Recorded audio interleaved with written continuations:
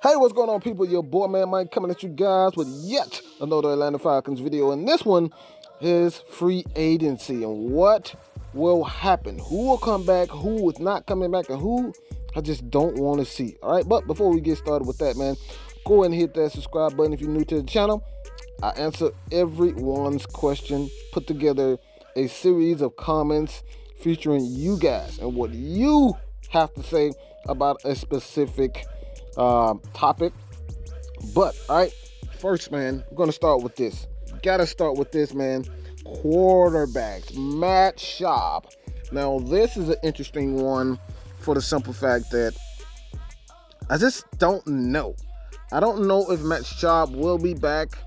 I don't want him back at anything that's over $4 million for me. All right, more than likely we will not see a Matt Schaub in with Matt Ryan at quarterback.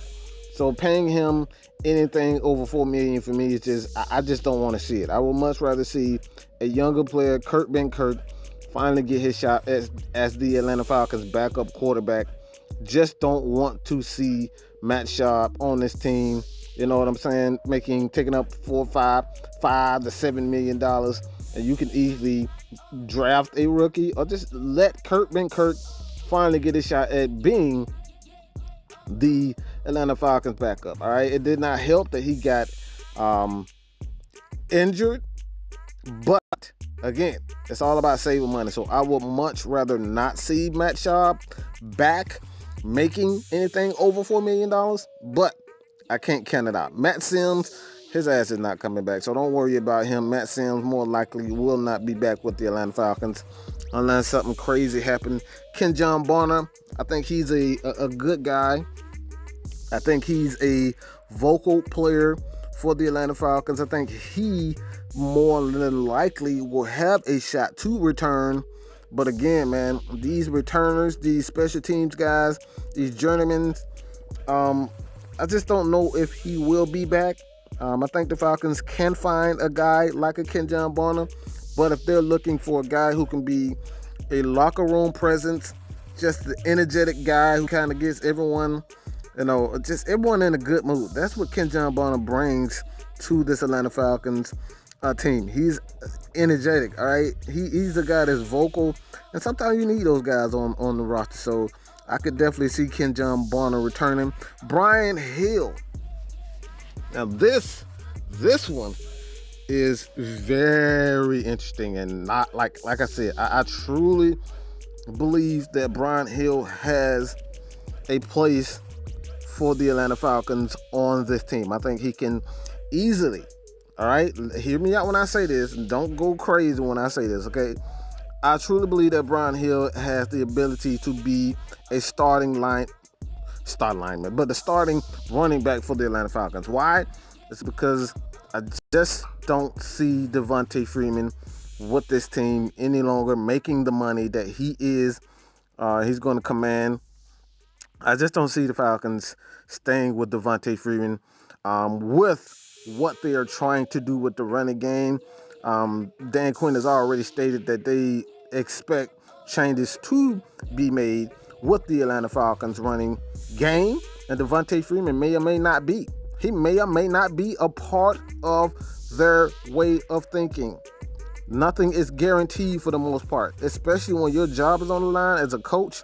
Bruh, you got to put these guys in place. If you don't perform, you don't get to start. You don't get to get paid big time money. Keith Smith, the next guy up.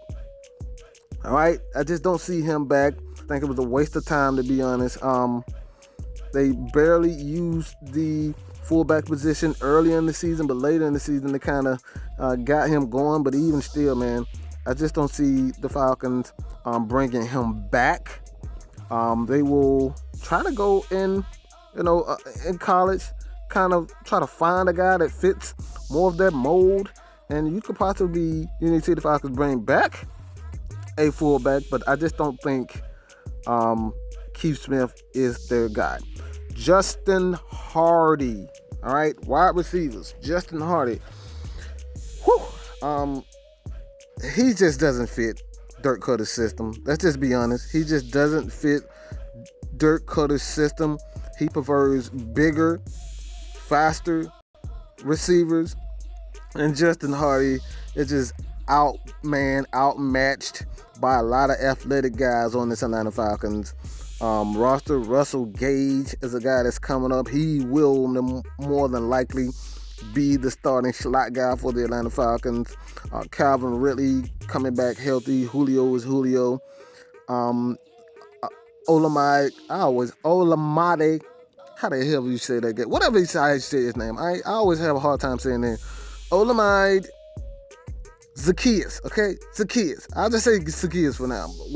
However you say his name, Zacchaeus will more than likely be that guy to stretch the field for the Atlanta Falcons. Chris, it's a lot of guys. Like a lot of guys for the Falcons at wide receiver, man. It's just so many players that can make plays, and just Justin Hardy just not. He just doesn't fit the mold. Tight end, all right. Whew, this is one that I just don't know for a fact. I could say I'm about 70% sure that the Atlanta Falcons will bring back Austin Hooper, but there's always that chance.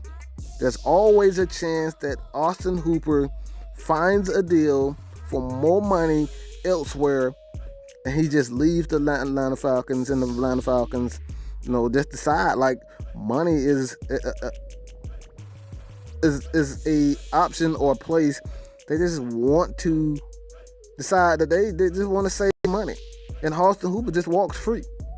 There's always that chance in the NFL that you're going to find a better deal elsewhere, and players covet money more than they actually covered being around teammates and being a part of a team. All right, there's always that chance. I mean, look at guys like Antonio Brown. These guys want money over anything else. So Austin Hooper, I expect him to be back. I can say about 75% sure that Austin Hooper will be back with the Atlanta Falcons, but there's always a chance that some other team pays him more money. All right, offensive line, John Welch, I think he's pretty much gone. Wes Schweitzer, there's always a chance that the Falcons bring him back on a lesser deal if he finds a deal elsewhere with another team to be a guard or a backup. There's always that chance, but I expect the Atlanta Falcons to try to bring back Wes Schweitzer. Sean Hollow more than likely will not return. Defensive side of the ball, man. This is another aspect, another decision that I think will be incredibly difficult for the Atlanta Falcons with Vic Beasley. What are you going to do?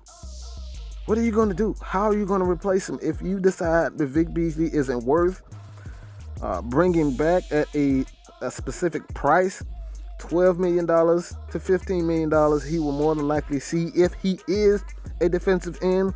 But if they decide that he is more than a linebacker, the Falcons will play him somewhere in the neighborhood of $12 to $14 million in base salary to be that outside, that outside linebacker, defensive end / outside linebacker, 3-4 linebacker for a team. So when it comes down to Vic Beasley, I expect the Atlanta Falcons to make an offer, but there's always that chance that he could walk, even though he was the team's sack leader. Jack Crawford. I don't expect Jack Crawford to be back because you have a guy like John Kaminsky. He's young. He's not going to command a lot of money, so I expect him to walk. Adrian Claiborne is a guy that I expect the Atlanta Falcons, if he doesn't receive another deal elsewhere, I expect Adrian Claiborne to be back with the Atlanta Falcons. Tyler Davidson, I love what he provided for the Atlanta Falcons in the run game. He helped shore up that run defense, and he played well alongside Grady Jarrett. So I expect the Atlanta Falcons to give him a decent offer.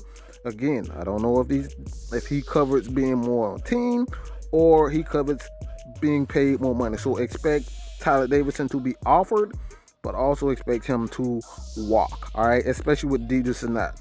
Steven Means will more than likely be gone. Rasheed Hickman will be more than likely be gone. Michael Bennett, again, a defensive lineman that never really, did anything for the Atlanta Falcons. I expect him to be gone. Devondre Campbell. Now, this is an interesting one for the simple fact that we already know that Devondre Campbell is the tackles leader, but this guy just doesn't do well in space. He doesn't do well in coverage, and I'm not willing to give him for $5 to $8 million a year to be a terrible cover guy. So I do not expect him to be back. Bleedy Wilson played well in the absence of Desmond Trufant, so I expect him to at least receive a deal for the Atlanta Falcons to be a backup. Kamal Ishmael, there's always a chance that he comes back because he is one of those guys who can do it all. Linebacker, plays safety. He's tackle well, special teams. I expect him to have a deal. J.J. Wilcox never got to anything with the Atlanta Falcons. I expect him to walk. Jonathan Cyprian, he's a free agent. Jamar Taylor, Sherrod Neesman, these guys will more than likely be out in Atlanta, and just bring in new guys for this defense. All right, Matt Bosher is a guy that I expect to walk. Will Allen is a guy I expect the Falcons to at least offer a deal to him. I thought he did well. And Younghoe Koo did a great job. He is a restricted free agent, and I expect him to fully be back with the Atlanta Falcons. Now, this is the free agent list. Who do you want back with this list? All right, I told you guys my thoughts. I expect Brian Hill, Vic Beasley, Tyler Davidson, Austin Hooper to all receive deals, but you just never know what these Atlanta Falcons are thinking right now. All right, we didn't see Dan Quinn coming back, Thomas Dimitroff, and they decided to bring them back. So there's always a chance that the Falcons, do something weird. So let me know what you guys think about this, man. Do not forget to hit that subscribe button. Your boy, man, Mike is out, man. Peace. Whipping the Princess Diana, double cup bling, found her. Oh my, oh God.